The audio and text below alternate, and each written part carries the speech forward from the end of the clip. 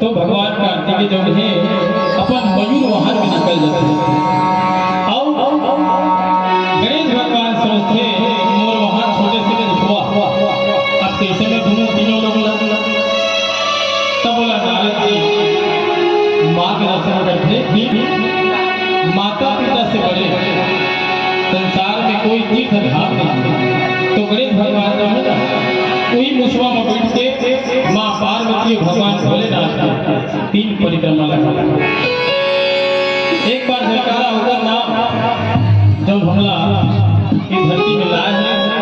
जब 9 महीना पेट में रखे हैं और जब हम लोग उंगली पकड़ के चले सीखा है बोलिए